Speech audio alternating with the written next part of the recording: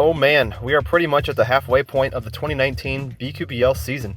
8 weeks in the books with 9 weeks to go. By now, everyone should have a handle of their teams, right? Well, no, because every week I feature someone on He's made a mess of it. This week brought to you by the Turbush League. I don't know how they found the money to sponsor Mr. Colt Quinn Wheaton, but here he is. I'm sure after sitting in 8th place in the Turbush League every week, he's distanced himself from caring too much, and it showed this week when he started Oakland and Cincinnati, both on the road, and both QBs had 0 turnovers, combining for 600 yards passing. I mean, no one's been able to figure out the Bengals this year. They have to have the best quarterback an 0-8 team has ever seen.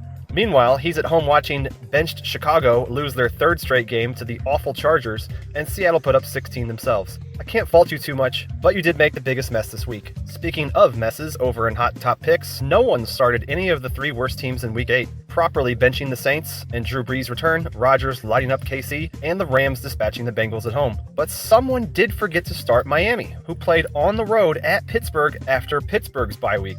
We'll get to that person later, who handed the Turbush League their 2nd win of the season. Time to see who's the biggest money baller, and this one gave me a long hard thought, but in the end I awarded it to Chad Hutchinson because he started his top 2 teams. They weren't hard decisions, but he did start Miami, which won his league's top picks victory. Honorable mentions go to Jamarcus Russell, who just got unlucky with his KC start, and to TSSS Win, who keeps on missing out on Seattle points.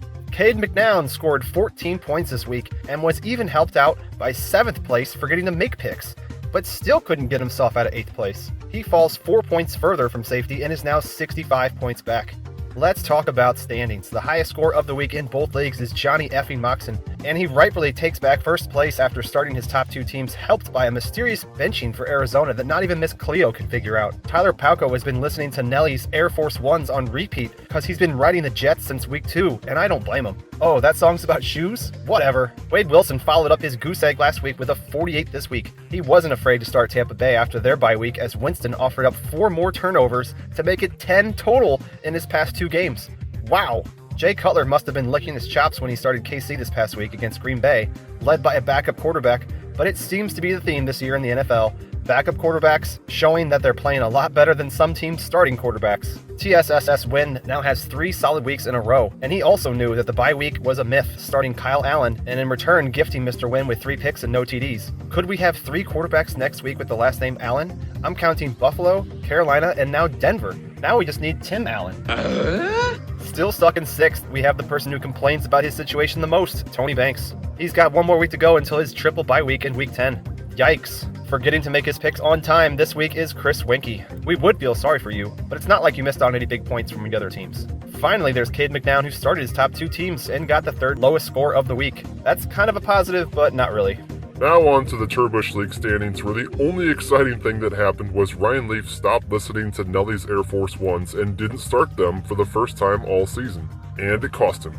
This wouldn't be such a big deal if the 2 people below you didn't have pretty good weeks to close the gap a little. Jeff George and Johnny Football both started their top 2 teams and made a statement that they want to be talked about more in the promotion race. It's too bad my official vote of confidence in each of them won't provide any extra BQBL points. In other news, we see Jamarcus Russell's Carolina score and nothing else, and Steve Grogan's teams didn't do diddly poo.